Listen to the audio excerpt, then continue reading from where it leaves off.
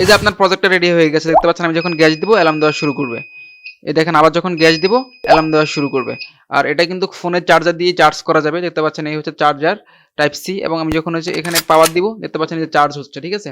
তো এই প্রজেক্টটা করার জন্য আমরা ব্যবহার করেছি একটা লিথিয়াম আয়ন ব্যাটারি, দেখতে পাচ্ছেন। এটা হচ্ছে 3.7 ভোল্টের একটা ব্যাটারি, এবং এটা হচ্ছে ব্যাটারি হোল্ডার বা কেস। এবং এই ব্যাটারিকে হচ্ছে চার্জ করার জন্য হচ্ছে টিপি 4056 চার্জিং মডিউল, এবং হচ্ছে প্রজেক্টটাকে হচ্ছে পাওয়ার অন অফ করার জন্য হচ্ছে একটা স্লাইড সুইচ। আর আমরা যেহেতু 3.7 ভোল্টের ব্যাটারি ব্যবহার করেছি, কিন্তু আমাদের যে MQ2 গ্যাস সেন্সরটা আছে সেটা হচ্ছে 5 ভোল্টে চলে, অর্থাৎ 5 ভোল্টে চলে। তো 3.7 ভোল্টকে হচ্ছে 5 ভোল্টে কনভার্ট করার জন্য আমরা ব্যবহার করেছি একটা মিনি বুস্ট মডিউল। আর শব্দ উৎপন্ন করার জন্য ব্যবহার করেছি একটা বাজার, এবং এখান থেকে যে সিগন্যালটা পায় সেটাকে বুস্ট করে বাজারে পাঠানোর জন্য ব্যবহার করেছে একটা BC557 মডেলের ট্রানজিস্টর। আর ট্রানজিস্টরের হচ্ছে বেসে ব্যবহার করেছে একটা 1 কিলো ওহমের রেজিস্টর। তো এই মডিউলটা আমাদের কাছ থেকে নেওয়ার জন্য গুগলে গিয়ে বিজ্ঞান প্রজেক্ট লিখে সার্চ করলে আমাদের ওয়েবসাইটটা পেয়ে যাবেন। সকলকে অসংখ্য ধন্যবাদ ভিডিওটি দেখার জন্য।